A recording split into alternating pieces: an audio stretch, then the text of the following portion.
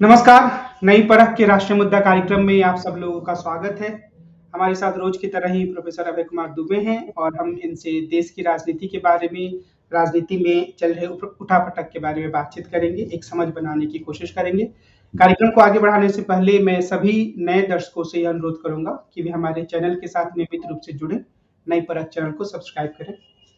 अभय sir नमस्कार। नमस्कार।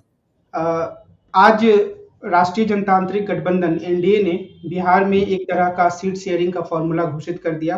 पशुपति कुमार पारस पूरी तरीके से गायब हो गए। उनके भतीजे चिराग पासवान की पार्टी को महत्व दिया गया, 5 सीटें दी गई और 16 सीटें दी गई हैं नीतीश कुमार की पार्टी को और एक-एक सीट दिया गया है कुशवाहा की पार्टी को और जीतन राम मांझी की पार्टी को। क्या भारतीय जनता पार्टी ने बिहार में अपनी समस्याएं सुलझा ली हैं, ऐसा कह सकते हैं हम? भाई पहली नजर में तो यही लगता है कि उन्होंने समस्याएं सुलझा ली हैं, लेकिन ऐसा करने के लिए इन्हें कम से कम राजनीति के 2 खिलाड़ियों से हाथ धो लेना पड़ा है। उसमें पहला खिलाड़ी है पशुपतनाथ पारस, जो इतने दिनों तक मोदी मंत्रिमंडल के सदस्य रहे और मुख्य तौर पर रामविलास पासवान के उत्तराधिकारी के तौर पर भारतीय जनता पार्टी उन्हें मान्यता देती रही। अब अचानक चुनाव से ठीक पहले उन्होंने तय किया कि ये रामविलास पासवान के सही उत्तराधिकारी नहीं है, सही उत्तराधिकारी तो उनके बेटे चिराग पासवान है। और उन्होंने पशुपतनाथ पारस को अभी तक सिर पे बैठाए हुए थे, यहाँ तक कि वो नीतीश कुमार के भी खास आदमी थे। वो नीतीश कुमार की सुना ऐसा जाता है, मैं समझता हूँ आप भी इसकी तस्दीक करेंगे कि नीतीश कुमार की पहलकदमियों के कारण ही जब नीतीश कुमार एनडीए के सदस्य थे, उस वक्त उन्हें एनडीए के अंदर चिराग पासवान की ऊपर प्राथमिकता प्राप्त हुई थी। अब अचानक उन्होंने पशुपतनाथ पारस की पूरी तरह उपेक्षा कर दी गई है। वो बगावत के मूड में है और पूरी संभावना इस बात की है कि वो तेजस्वी यादव के साथ महागठबंधन में चले जाएं। अगर वो तेजस्वी यादव के साथ महागठबंधन में जाते हैं तो उससे तेजस्वी यादव की एक कमी पूरी होगी, एक कमी का एक अंशता पूरी होगी। मैं अगर शब्दों का सही इस्तेमाल करूं तो तेजस्वी यादव जिन महादलित जातियों के अंदर, अति पिछड़ी जातियों के अंदर कुछ पैठ बनाना चाहते हैं, उसमें पशुपति पारस का नाम और उनकी मौजूदगी उनकी कुछ मदद कर सकती है। मैं ये नहीं कह रहा हूं उनकी पूरी मदद करेगी, लेकिन वहां से वो अपनी शुरुआत कर सकते हैं। वो दावा कर सकते हैं कि हमारे साथ इस समाज के, महादलित समाज के भी लोग हैं। पहली बात तो ये है। दूसरा एक खिलाड़ी और है, मुकेश सहनी। तो मुकेश सहनी जो है वो भी एनडीए में आने के प्रार्थी थे या एनडीए में शामिल थे। हम जानते हैं कि वो बंबई में फिल्मों के सेट बनाते हैं और वहां से जिन संसाधनों की उन्होंने प्राप्त की है उसके जरिए बिहार में राजनीति करते हैं। लेकिन उनका भी एक दावा है बिहार की राजनीति में और वो भारतीय जनता पार्टी के साथ जुड़कर अपना राजनीतिक स्थान बनाना चाहते हैं। उनको भी कुछ भी नहीं दिया गया है, तो उनको भी अब सोचना है कि वो कहाँ रहेंगे। वो एनडीए के साथ रहेंगे या वो इनके साथ जाएंगे, तेजस्वी यादव के साथ जाएंगे। तो 2 ये खिलाड़ी थे जो कि एनडीए के साथ थे, लेकिन अब संभावना ये है कि वो एनडीए के साथ नहीं रहेंगे। तो एक तो पहला ये घटनाक्रम ये हुआ। दूसरा घटनाक्रम ये हुआ कि नीतीश कुमार को 16 सीटें मिल जरूर गई हैं, जो मैं समझता हूं कि नीतीश कुमार की जो मौजूदा राजनीतिक हैसियत है उसके हिसाब से एक अच्छा सौदा है उनके लिए। लेकिन इस बात की कोई गारंटी नहीं है कि चिराग पासवान के वोटर उनका समर्थन करेंगे। मुझे लगता है कि चिराग पासवान सक्रिय रूप से अपने वोटरों से कहेंगे कि वो नीतीश कुमार के उम्मीदवारों को वोट न करें। वो भाजपा के उम्मीदवारों को वोट करें, वो उपेंद्र कुशवाहा के उम्मीदवार को वोट करें, लेकिन वो नीतीश कुमार के उम्मीदवारों को वोट न करें। और पासवान समाज अगर बिहार में तय कर ले किसी पार्टी को वोट नहीं देना है तो उसका नुकसान होगा इसमें निश्चित रूप से। इसी तरीके से मैं नहीं मानता हूं कि जीतन राम मांझी और उपेंद्र कुशवाहा भी नीतीश कुमार को पसंद करते हैं। ये तीनों चाहेंगे कि नीतीश कुमार की राजनीति का इसी चुनाव में अंत हो जाए, ताकि अभी कुछ दिनों बाद ही ये विधानसभा चुनाव होना है, उसमें ये बंदा और उसकी दावेदारियां उनको परेशान न करें। वो सीधे सीधे फिर भारतीय जनता पार्टी के साथ जुड़ जाएंगे। बीच में जो नीतीश कुमार का एक मीडियम रहता है ना, इस मीडियम से वो छुटकारा प्राप्त कर लेंगे। और ये बात भाजपा भी चाहती है कहीं ना कहीं, किसी न किसी रूप में। अगर इस लोकसभा चुनाव में इनकी हैसियत बहुत सिकुड़ जाए, जैसे मान लीजिए इन्हें 16 सीटें मिली हैं और केवल 4 ही 5 सीटें जीत जाए, 10 सीटें हार जाए मान लीजिए नीतीश कुमार, तो ये झंझट जो है हमेशा के लिए खत्म हो जाएगा, फिर पलटू राम की किसी को जरूरत नहीं रहेगी। अब देखिए परिस्थितियां किस तरीके से चलती हैं, और भारतीय जनता पार्टी के जो का जनाधार है, जिसमें ऊंची जातियां हैं, भूमिहार हैं, कायस्थ नहीं, सब लोग हैं उसके अंदर, वो लोग भी नीतीश कुमार को नहीं पसंद करते, और नीतीश कुमार की लगातार पलटी मारने से उनकी प्रतिष्ठा भी लगातार घटती जा रही है। अब वो जमाना चला गया जब नीतीश कुमार एक अलग तरह के नेता हुआ करते थे। तो ये एनडीए के ऊपर ये एक सवालिया निशान लगा हुआ है कि नीतीश कुमार को राष्ट्रीय जनतांत्रिक गठजोड़ के अन्य घटक दलों का समर्थन आधार ठीक से वोट देगा या नहीं देगा। ये एक ऐसी बात है जिसके ऊपर हम लोगों को अपनी निगाह रखनी पड़ेगी। और हम यह भी कह सकते हैं कि जो नीतीश कुमार के मतदाता हैं या उनके जो कार्यकर्ता हैं, वो बहुत सक्रिय रूप से चिराग पासवान की पार्टी के उम्मीदवारों को मदद नहीं करेंगे। बिल्कुल नहीं करेंगे, बिल्कुल नहीं एक करेंगे, तरीके से क्योंकि आधा चिराग पूरा पासवान गठबंधन की भी है। पार्टी ने ही नीतीश कुमार को विधानसभा चुनाव में बहुत नुकसान पहुंचाया था। तो हम ये कह सकते हैं कि कुल मिलाकर 17 सीटों को छोड़ दे तो बाकी सीटों में एक तरह का अंतर्द्वंद है भारतीय जनता पार्टी के इस गठबंधन के भीतर। नहीं, 17 सीटें भाजपा की और 1 सीट और 5 सीटें रामविलास पासवान की, चिराग पासवान की, तो 17 और 5 22, एक जीतन राम मांझी की, एक उपेंद्र कुशवाहा की। तो जो 24 सीटें हैं, इन 24 सीटों के ऊपर तो मुझे लगता है कि एनडीए का जो गठजोड़ है वो ठीक काम करेगा, उसमें वोटों का ट्रांसफर सहज रूप से होगा। लेकिन नीतीश कुमार से जो एक वैल्यू एडिशन हुआ है, मतलब एनडीए के अंदर है, वो वैल्यू एडिशन कितना काम करेगा, ये थोड़ा मुश्किल के घेरे में है।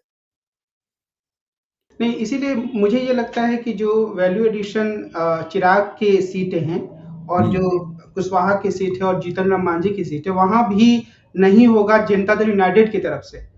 तो कुल बिल्कुल ठीक मिलाकर कह रहे हैं आप, हाँ जी, बिल्कुल ठीक कह रहे हैं। तो वहां भी उनको थोड़ी मुश्किल, मतलब जनता दल यूनाइटेड के वोट उन्हें जो मिलने चाहिए थे, हैं, वो नीतीश कुमार के आने से जरूरी नहीं है कि उनको उस तरीके से प्राप्त हो। अब ये भी देखने की बात है कि नीतीश कुमार का दरअसल वोट है कितना, क्योंकि नीतीश कुमार का वोट तो लगातार गिरा ही है। पिछले 2020 के विधानसभा चुनाव में भी वोट काफी गिर गया था, मुझे अभी आंकड़ा उसका याद नहीं आ रहा है, आपको ध्यान हो तो बताइए। लेकिन वो तो लगातार वोट गिरा है इनका। तो दरअसल उनका वोट कितना है जो नीतीश कुमार के कहने से दूसरी पार्टियों, दूसरे उम्मीदवारों को ट्रांसफर होगा। 12 भाई से 15% बिहार में एनडीए की कामयाबी है, वो बहुत कुछ इस बात पर निर्भर थी कि उसमें वोटों का ट्रांसफर ठीक से होता था। अभी सीटों का तो एक गठजोड़ हो गया एनडीए के भीतर। तो आज हम एक पश्च दृष्टि डालें, जिसके बारे में आप अक्सर बात करते हैं, पीछे मुड़कर घटनाओं को देखें, तो क्या हम ये कह सकते हैं कि नीतीश कुमार वो सब कुछ हासिल कर पा रहे हैं जिसको हासिल करने के लिए उन्होंने राष्ट्रीय जनता दल और कांग्रेस का साथ छोड़ा था बिहार में? मुझे तो लगता है कि नीतीश कुमार ने जब एनडीए का साथ छोड़ा था तो उनके दिमाग में एक नया भविष्य बनाने की इच्छा थी, और उनकी इच्छा ये थी कि बिहार की राजनीति और मुख्यमंत्री बने रहने से आगे बढ़कर कुछ किया जाए। और उसके लिए उन्होंने जाहिर है कि इस दृष्टि से कोई नहीं छोड़ता है, उन्हें ठीक ही लगा होगा कि भारतीय जनता पार्टी उनको सत्ता से हटाना चाहती है, भितरघात करना चाहती है। जो उन्होंने तर्क दिया था मैं उस पर यकीन कर सकता हूँ, क्योंकि भाजपा में एक बहुत बड़ी प्रबल लॉबी नीतीश कुमार को हटाकर राजनीति करना चाहती है। लेकिन वो उनकी इच्छा जो है वो पूरी नहीं हुई, और उसमें मैं कांग्रेस को दोषी मानता हूं। मैं इस बात के लिए नीतीश कुमार की कोई तारीफ नहीं करता कि उन्होंने कांग्रेस की गड़बड़ियों के कारण जो है उस घर को ही छोड़ दिया, जो घर खुद वो बनाने के लिए जा रही थी, उस घर की दीवारें ही गिरा दी। ये कोई उन्होंने अच्छा काम नहीं किया है।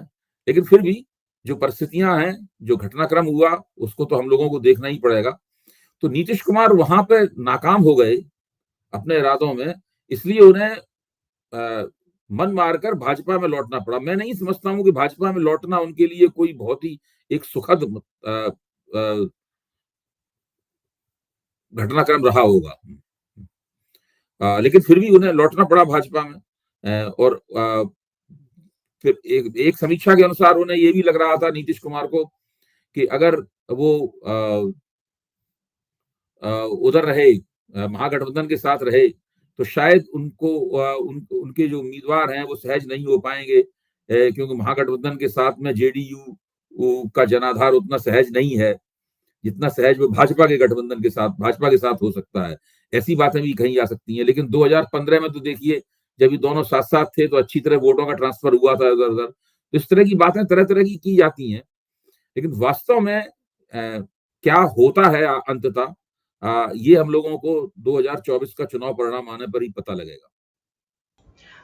मुझे एक चीज़ और लगती है खासतौर पे चिराग पासवान और पशुपति पारस के संदर्भ में, कि ये काफ़ी कुछ उत्तर प्रदेश जैसी स्थिति है जहाँ पार्टी के मुख्य चेहरा बन गए अखिलेश यादव, पर संगठन पर ज़्यादा शिवपाल सिंह यादव की नज़र थी, पकड़ थी। तो पशुपति कुमार पारस के बारे में खुद रामविलास पासवान ने एक बार ये कहा था कि मैं सौभाग्यशाली हूँ कि मेरे पास ऐसे भाई हैं, जो चाहे तो एक दिन में पूरी पार्टी पे अपना कब्जा कर सकते हैं, पर उन्होंने कभी कुछ ऐसा नहीं किया। तो शायद संगठन पे ज़्यादा पकड़ पशुपति पारस की है, और ये शायद एनडीए को थोड़ा एक झटका भी दे सकता है। नहीं, उन पर पकड़ तो है, लेकिन जिन दिनों चिराग पासवान को भाजपा ने उपेक्षित कर दिया था, उसके बाद जब उन्होंने बिहार में राजनीति शुरू की तो उन्होंने उपचुनाव लड़े और उसमें उन्होंने कुछ वोट ला के दिखाया। तो जो वोट ला के 7-8% या 10% से कुछ कम उन्होंने वोट ला के दिखाया, उससे उनकी छवि ये बनी कि जो जनाधार है वो चिराग पासवान की तरफ है। उसका चिराग पासवान को यहाँ पर लाभ हुआ है। मुझे लगता है कि उसकी वजह से भारतीय जनता पार्टी को लगा कि इनके साथ रहने से ही हमको ज्यादा फायदा होगा। और जैसे कि नीतीश कुमार की आदत है कि वो अपने तुरंत फौरी राजनीतिक स्वार्थ को ध्यान में रखते हैं, उसके बाद वो अपने जो सहयोगी होते हैं उनको छोड़ देते हैं। तो पशुपतनाथ पारस तो उन्हीं की देन थे। पशुपतनाथ पारस को उन्होंने छोड़ दिया, उनका फोन भी उठाना बंद कर दिया, उनसे मिलना जुलना भी बंद कर दिया। पशुपतनाथ पारस को ना भाजपा के लोग उनका फोन उठा रहे थे, ना जनता दल यूनाइटेड में उनका फोन उठाया जा रहा था, तो वो बिल्कुल अकेले पड़ गए। ये कुल मिलाकर क्या मुकेश सहनी, पशुपति पारस, ये लोग कुछ प्रभाव डाल पाएंगे भारतीय जनता पार्टी के विपक्षी खेमे को प्रभावित करने में सकारात्मक नजर से? देखिए, कह नहीं सकते कितना प्रभाव डाल पाएंगे, लेकिन अगर ये तेजस्वी यादव के साथ जुड़ जाते हैं तो तेजस्वी यादव का कुछ क्लेम बनेगा महादलित और अति पिछड़े वोटों के ऊपर। अभी तो उनका इतना क्लेम नहीं है कोई, क्योंकि जो महादलित और अति पिछड़े हैं, उनको जो यादव प्रबलता वाली जो पार्टियां हैं, उनको उनकी तरफ से यकीन दिलाना अति पिछड़ों को और महादलितों को कि उनको उनकी तरफ से सुरक्षा मिलेगी, मित्र भाव मिलेगा, एक लेवल प्लेइंग फील्ड मिलेगा। ये चीजें कहाँ, ना उत्तर प्रदेश में वो इतना वो यकीन दिला पाते हैं, ना बिहार में उतना यकीन हो पाता है। एक और नेता जो उपेंद्र कुशवाहा हैं, जिनकी महत्वाकांक्षा तो काफी रही है, वो कोयरी जाति से हैं, जिसका कि 4% तक वहां पर मतदाता है, और लेकिन उनकी जाति के सम्राट चौधरी एक बड़े नेता बन गए हैं। तो क्या इस प्रकार के जो नेता हैं, उनका धीरे धीरे हम एक तरह से माने कि अवसान हो रहा है, उन्हें 1 सीटें दी गई हैं, 1 सीट दी गई है। हाँ, अब ये उनको सोचना चाहिए कि भाई उनको केवल 1 सीट मिलेगी। क्या उनकी हैसियत केवल 1 सीट की है? क्या उनकी हैसियत केवल एक है कि वो एक उनका एमपी जीते और बाकी वो दूसरों को जिताने में मदद करें, अपनी शक्ति जो है दूसरे को ताकतवर बनाने में लगाएं? तो ये एक सवाल है जिन सब लोगों को सोचना चाहिए। असल में है क्या कि महाराष्ट्र हो या बिहार, भारतीय जनता पार्टी की अपनी कोशिश ये है कि किसी तरीके से वो ये जो बीच की पार्टियां हैं जिनकी उसे मदद लेनी पड़ती है और उनके साथ में लगातार एक तरह का मोल तोल और लेन देन भारतीय जनता पार्टी को करते रहना पड़ता है, इससे हमेशा एक नाखुशगवार हालात बनते रहते हैं। भाजपा धीरे धीरे इन सबसे मुक्ति चाहती है। भाजपा जैसी उत्तर प्रदेश में उसकी हैसियत है, जैसी गुजरात में उसकी हैसियत है, वैसी हैसियत भाजपा 2 राज्यों में बनाना चाहती है। इसके लिए वो तरह तरह का राजनीतिक प्रबंधन कर रही है, तरह तरह से पार्टियों को तोड़ रही है, खींचतान मचाए हुए है। एक क्या क्या नहीं किया भारतीय जनता पार्टी ने। आप देखिए बिहार और महाराष्ट्र में अभी भी भाजपा की इच्छा यही है, उसकी महत्वाकांक्षा यही है कि जब विधानसभा चुनाव आए तब वो किसी के दबाव से मुक्त होकर अकेले दोनों जगह पे लड़ पाए। जो उनसे जुड़े वो भाजपा की शर्तों पे जुड़े, अपनी कोई शर्त रखने लायक न रहे। अगर मुझे लगता है कि अगर बिहार में नीतीश कुमार वाला फैक्टर हट जाता है विधानसभा चुनाव में, तब फिर इन पार्टियों को तो भाजपा अपने मन से, जैसे उत्तर प्रदेश में स्थिति है वैसी स्थिति बिहार में भी हो सकती है उसकी। सर्वोच्च न्यायालय ने आज एसबीआई को, स्टेट बैंक ऑफ इंडिया को निर्देश दिया कि वो हर तरह की जो पूरी जानकारी, जिसे हम पुख्ता जानकारी कह सकते हैं इलेक्ट्रल बॉन्ड के बारे में, वो 21 तारीख तक दे दे। तो और पिछले मैं देख रहा हूँ कम से कम सोशल मीडिया के प्लेटफ़ॉर्म्स पे कि इसको लेकर बहुत ज़्यादा किरकिरी सरकार की हो रही है, बहुत ज़्यादा मीम्स बनाए जा रहे हैं। हो सकता है कि सारे के सारे विपक्षी तरह की सोच रखने वाले लोग ही कर रहे हों। लेकिन क्या आपको ये लगता है कि ये एक दुविधा की स्थिति है भारतीय जनता पार्टी के सामने, नरेंद्र मोदी के सामने चुनाव के ठीक पहले? देखिए, जब भारतीय जनता पार्टी की सरकार इस स्कीम को डिजाइन कर रही थी, मुझे लगता है उसी वक्त उन्होंने सोच लिया होगा पहले कि इसको इस तरीके से डिजाइन किया जाए कि इसमें विपक्ष भी आ जाए इसके दायरे में पूरी। हालांकि विपक्ष इसकी आलोचना कर रहा था और उन जैसा वो सोचते थे वैसा हुआ भी। अब आज स्थिति क्या है? आज स्थिति यह है कि कांग्रेस को भी 50 करोड़ कम यानी 1950 करोड़ रुपए के बॉन्ड मिले। आप 2017-18 के बाद से इतने कम समय में कांग्रेस को 2000 करोड़ रुपए की राशि कांग्रेस को भी प्राप्त हुई है, जो कांग्रेस ने खुशी-खुशी ले ली। उस स्कीम की आलोचना करती रही, लेकिन पैसा भी दबाती रही, पैसा भी अपने पास रखती रही। 2000 करोड़ रुपए कम नहीं होते हैं। अगर कांग्रेस को 5000 करोड़ रुपए और मिलते तो मना थोड़ा कर देती, वो 5000 करोड़ रुपए भी रख लेती। अगर भाजपा से ज्यादा पैसे मिलते तो वो भी रख लेती सब। अब इसी तरह आप देखिए कि जो लॉटरी वाली कंपनी है उसने उसने सबसे ज्यादा पैसा तो डीएमके को दिया है, करीब 600 करोड़ रुपए डीएमके को दिया है उसने। अब टीएमसी कह रही है कि वो तो लोग ऐसे ही हमारे उसमें ड्रॉप बॉक्स में डाल जाते थे बॉन्ड, हमें नहीं पता कौन दे गया। इतने 800-900 करोड़ रुपए के बॉन्ड आपको मिले हैं और आपके ड्रॉप बॉक्स में 800-900 करोड़ रुपए के बॉन्ड डाल गया और आपको कुछ नहीं पता है किसने दिए किसने नहीं दिए। कोई इस पे यकीन करेगा? तो इस हमाम में विपक्ष भी पूरी तरीके से नंगा खड़ा हुआ है। भाजपा सबसे आगे खड़ी हुई है, उसे 7,000 करोड़ रुपए मिले, वो सबसे आगे खड़ी हुई है। लेकिन कांग्रेस भी ठीक पीछे खड़ी हुई है, उसको 2,000 करोड़ रुपए मिले। फिर टीएमसी कांग्रेस खड़ी को हुई सिर्फ है। 1200 करोड़ रुपए मिले हैं। नहीं, कांग्रेस को 1,950 करोड़ रुपए मिले हैं, जो पूरा आंकड़ा अभी निकल के आया है। तो बहुत काफी काफी पैसे मिले हैं इन लोगों को। देखिए, आंकड़ा कोई भी हो सकता है, आपको 1200 करोड़ रुपए मिले हों या 1900 करोड़ रुपए मिले हों, ये कोई बहुत ज्यादा फर्क की बात नहीं है। क्या कांग्रेस को 1200 करोड़ रुपए मिले, अगर 2400 करोड़ रुपए मिलते तो कांग्रेस मना कर देती कि नहीं हम 1200 ही करोड़ लेंगे? ऐसा नहीं है। तो स्थिति यह है कि केवल आपको आपको आपको कम पैसे मिले या आपने कम पैसे लिए, ये आपको अपराधियों की कतार में खड़े होने से रोकती नहीं है। इससे आप उससे बच नहीं जाते। ये तो वही हालत रही, कोई 100 कत्ल करता है और कोई किसी ने केवल 10 कत्ल ही किए। तो आप कह सकते हैं उसने 100 कत्ल किए, वो ज्यादा बड़ा अपराधी है। तो इस तरह की स्थिति है इनमें से। और लेकिन दूसरी उन्होंने बात, कत्ल करने की पूरी योजना भी बनाई, एक मॉडल भी हाँ कत्ल ठीक है, करने का उन्होंने तैयार नहीं किया। नहीं मैं तो कह रहा हूं सबसे आगे भाजपा खड़ी हुई है। लेकिन जो लोग कत्ल करने के खिलाफ सबसे ज्यादा थे, जो लोग कत्ल करने के खिलाफ सबसे ज्यादा थे, वो कह रहे थे कि वो भाजपा की कत्ल करने की योजना, मतलब लोकतंत्र का कत्ल करने की, ईमानदारी का कत्ल करने की, नैतिकता के कत्ल करने की, पारदर्शिता का कत्ल करने की योजना की सबसे ज्यादा आलोचना कर रहे थे। वो उसमें भागीदारी क्यों कर रहे थे? ये एक ऐसा मसला है कि जिस मसले पे लोग चर्चा कम कर रहे हैं। दूसरे, मैं ये भी साथ में कहना चाहूंगा, शायद मैंने पहले भी इस बात को कहा है लेकिन एक बार फिर मैं कहूंगा कि अगर आप centre for the media studies के आंकड़े देखें, सीएमएस के आंकड़े देखें, तो 2019 के चुनाव में वो कहते हैं कि 55,000 करोड़ रुपए यानी $8 बिलियन 2019 के लोकसभा चुनाव में खर्च हुए। अब हम 11-12 हजार करोड़ रुपए इलेक्टोरल बॉन्ड के हैं, उनकी चर्चा कर रहे हैं। इसका क्या मतलब हुआ? इसका मतलब ये हुआ कि करीब 4,500 करोड़ 45,000 करोड़ रुपए का पैसा कहां से आया चुनाव में खर्च करने के लिए, इसकी तो कोई चर्चा कर ही नहीं रहा है। फिर ये केवल लोकसभा चुनाव के आंकड़े हैं। राज्य विधानसभाओं में पैसा खर्च होता है, वो इसमें नहीं जोड़ा हुआ है। स्वशासी निकायों में पैसा कितना खर्च होता है उनके चुनावों पर, ये उसमें नहीं जुड़ा हुआ है। विश्वविद्यालयों में छात्र संघों के चुनाव होते हैं, उसमें जो पानी की तरह पैसा बहता है वो इसमें नहीं जुड़ा हुआ है। इससे आप अंदाज लगाइए कि हमारी राजनीतिक प्रणाली जो है वो कितने बड़े पैमाने पर काले धन के ऊपर टिकी हुई है। कितने बड़े पैमाने पर इसके अंदर। अब मोदी जी इतने डिजिटलाइजेशन की बातें करते हैं, यहां तो सारा का सारा नॉन डिजिटल ही है। ये तो बोरियों में भर के पैसा आता है, वो पैसा खर्च हो रहा है।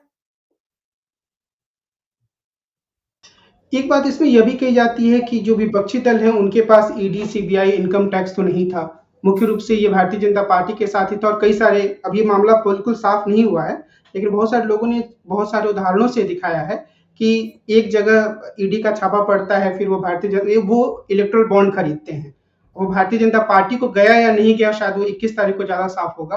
तो इसमें मुझे लगता है केंद्र सरकार को क्या हमें ज़्यादा दोषी नहीं मानना चाहिए भारतीय जनता पार्टी को? देखिए, ये जरूर मानना चाहिए, मैं आपकी बात से सहमत हूं, लेकिन ये विपक्ष की जिम्मेदारी है कि अभी जब सोमवार को सारे आंकड़े प्रकट हो जाएंगे, तब विपक्ष की तरफ से अपना पक्ष पूरी तरीके से पाक साफ करके लोगों के सामने पेश करना चाहिए कि विपक्ष की सरकारों ने कोई प्रो को किया है कि नहीं किया है। कोई प्रो का मतलब हुआ इस हाथ चंदा लिया और हाथ धंधा दिया। पहली बात तो ये स्पष्ट होकर निकल के आना चाहिए। जैसे ही विपक्ष की सरकारें अपने आप को पाक साफ कर लेंगी, वैसे ही भारतीय जनता पार्टी के खिलाफ मामला बनना शुरू हो जाएगा। फिर विपक्ष के लोगों को स्पष्ट रूप से सरल भाषा में बिल्कुल सीधे सीधे समझ में आए, इस तरीके से उन प्रकरणों को देश की जनता के सामने रखना होगा कि ये भाजपा ने चंदा लेके ये किया, बदले में ये फायदे इन्हें दिए। ये चीज, इससे विपक्ष को प्रचार करने का मौका मिलेगा। उससे क्या होगा कि जो बीच के वोटर होते हैं, यानी जो मध्यवर्ती वोटर है, जो बीच में बैठा हुआ वोटर है, उस वोटर के सोच को कुछ कुछ प्रभावित किया जा सकता है। और वो वोटर मरता गिरता कम से कम 10% तो होता ही होता है। कितना भी परिस्थिति में वोटरों का ध्रुवीकरण हो जाए, वो 10% तो होता ही होता है। तो वो अगर 10% वोटर प्रभावित किया जा सकता है, तो उससे भाजपा को नुकसान पहुंच सकता है, लेकिन उसके लिए विपक्ष को बहुत मेहनत करनी पड़ेगी। कल इंडिया गठबंधन की कांग्रेस द्वारा आयोजित रैली थी, पर इंडिया गठबंधन के सारे नेता उसमें जुटे हुए थे, तो एक लिहाज से उसको इंडिया गठबंधन की रैली भी कह सकते हैं। उसमें राहुल गांधी एक भाषण दे रहे थे जिसमें उन्होंने बहुत सारी बातें कही, और एक बात उन्होंने यह भी कही कि हम एक अदृश्य शक्ति के खिलाफ लड़ रहे हैं, और मोदी जी उसके सिर्फ एक हथियार भर हैं। तो आज नरेंद्र मोदी ने उस शक्ति को हिंदू धर्म की जो दैवीय शक्ति होती है उससे जोड़ा, और यह आरोप लगाया कि हिंदू धर्म का अपमान है और उस शक्ति का प्रभाव हम बाद में देख लेंगे। ये मौका तो राहुल गांधी ने खुद उन्हें दिया। मैंने राहुल गांधी को ये बोलते हुए सुना खुद कि हिंदू धर्म में एक शब्द है शक्ति। ये राहुल गांधी का वाक्य है जो मैं बोल रहा हूं आपके सामने। इसको बोलने की उन्हें क्या जरूरत थी? भाई, हम लोग सब कहते हैं कि भाई भारतीय जनता पार्टी एक सांप्रदायिक शक्ति है, हम लोग ये सब बोलते हैं ना, हम लोग हैं भारतीय जनता पार्टी भाई एक लोकतंत्र विरोधी शक्ति है, बहुत से लोग ये बोलते हैं, उनके भारतीय जनता पार्टी के आलोचक ये बोलते हैं। लेकिन ये इसको हिंदू धर्म में जो शक्ति की अवधारणा है या शक्ति शब्द का जो प्रयोग है उससे जोड़ने की क्या आवश्यकता है? जब राहुल गांधी इस तरह की, इसे कहते हैं लूज बॉल, या इस तरह के मौके देंगे, तो नरेंद्र मोदी तो उसका फायदा उठाएंगे ही उठाएंगे। एक आखिरी सवाल, कल की रैली के बाद इंडिया गठबंधन की स्थिति को आप कैसे देखते हैं? इंडिया गठबंधन की स्थिति जो रैली से पहले थी वही अभी भी है। देखिए, जो जो फोकस इस वक्त कांग्रेस बेरोजगारी के सवाल पर डाल रही है और ऐसे ही दूसरे महिलाओं के सवाल पर डाल रही है, वो फोकस जो इंडिया गठबंधन का न्यूनतम साझा कार्यक्रम बनना चाहिए था, उसमें होना चाहिए था फोकस। अगर वो बातें उसके अंदर होती न्यूनतम साझा कार्यक्रम के ऊपर, तो आज इस देश में एक माहौल बनता, और फिर इनके हाथ ये इलेक्टोरल बॉन्ड्स वाला मसला भी लग जाता है लोगों के हाथों। क्योंकि देखिए, इलेक्टोरल बॉन्ड वाला मसला 2017 में जब स्कीम ये आई थी, उस वक्त एसोसिएशन फॉर डेमोक्रेटिक रिफॉर्म ने, एडीआर ने ये याचिका डाली थी। उन्होंने 4 या 5 याचिकाएं उन्होंने डाली थी, और उन 4 और 5 याचिकाओं में बीच में एक लोकसभा का चुनाव भी हो गया 2019 का, लेकिन इस मसले का फैसला नहीं हुआ। अब जाकर चुनाव से पहले इस मसले का फैसला हुआ है, और एडीआर ने तो केवल सुप्रीम कोर्ट से ये कहा था कि आप इस स्कीम को आप खारिज कर दें। सुप्रीम कोर्ट ने न केवल उनकी ये बात मानी, बल्कि और भी आगे बढ़कर उन्होंने ये तमाम आदेश दिए कि आप इनको सबको लाएं, पब्लिक डोमेन में लाएं, जबकि ये एडीआर ने उनसे प्रार्थना नहीं की थी।